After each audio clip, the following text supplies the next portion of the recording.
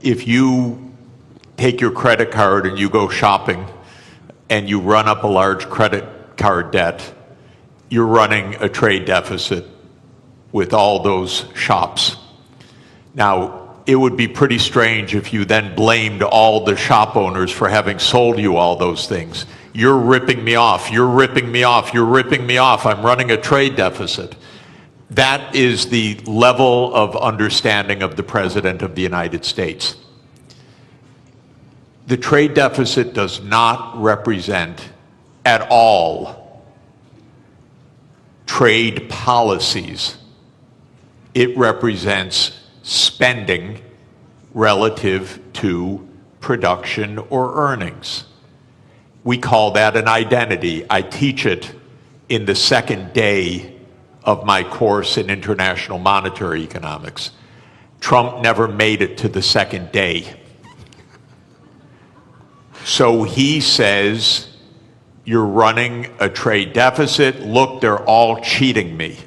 But all that's happening is the United States is outspending its national income. And you can look at the national income chart, you can add up consumption and investment and government spending, and you could subtract off gross national product, and lo and behold, what will that equal? Not approximately, exactly.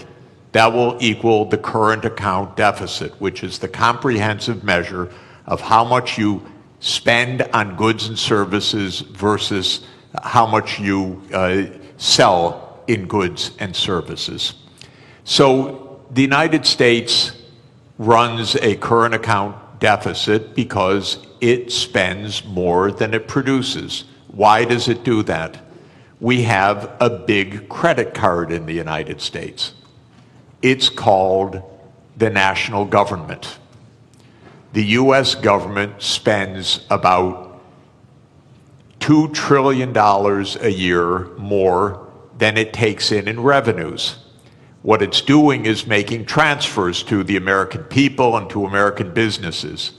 It doesn't tax Americans for those transfers because, here's another little fact, because the congressmen that vote on the budget got into office by being paid for their campaigns by rich people who don't like taxes.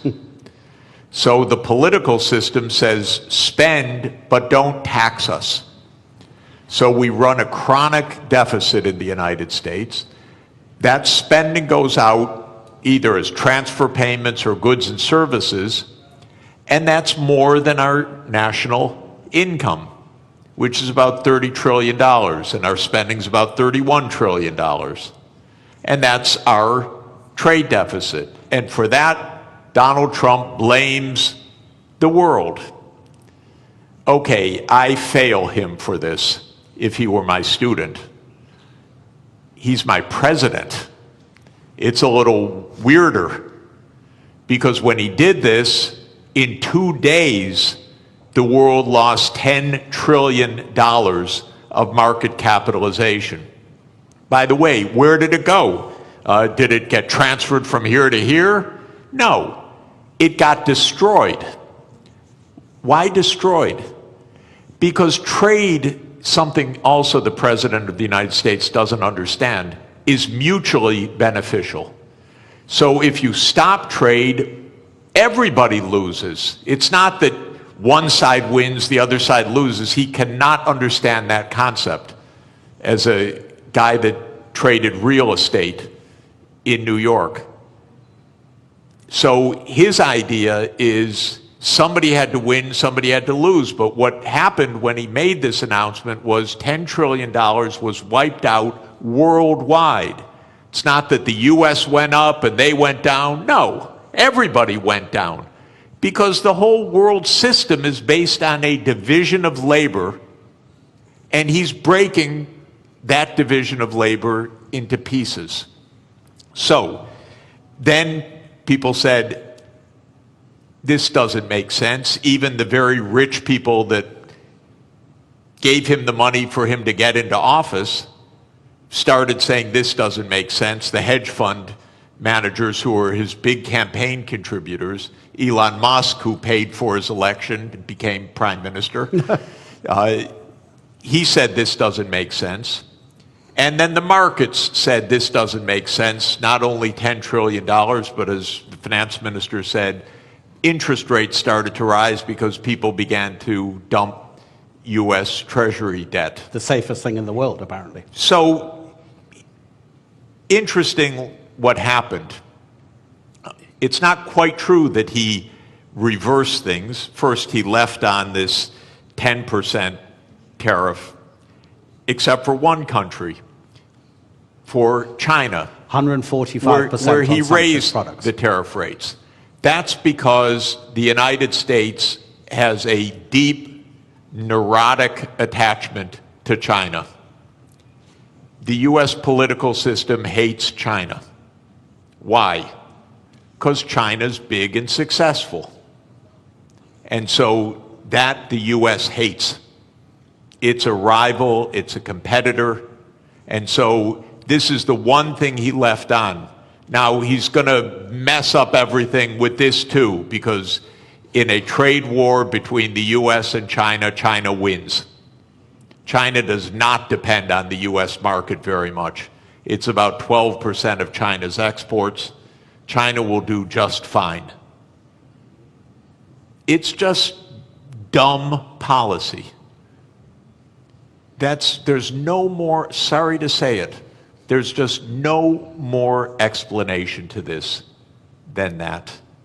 It makes no sense. Now, it raises, if I could, just one last point. How can this happen when it makes no sense? And that, people should understand, we are in one-person rule in the United States. Our political system is in a state of collapse. What President Trump did is an emergency decree. Everything he does is an emergency decree. Literally, you can go on to whitehouse.gov and then follow the menu to executive decrees. And there are dozens of them. And each one starts the same way. With the powers invested in me as President of the United States, I hereby declare A, nonsense, B, nonsense, C, nonsense. Because he's king. Those powers are not invested in the President of the United States. They're invested in the Congress. You read Article 1, Section 8 of our Constitution. It says that all duties originate with the Congress. And specifically in the lower house, all legislation has to start in the House of Representatives. But the U.S., starting in 1945 after World War II, became a military state to a large extent.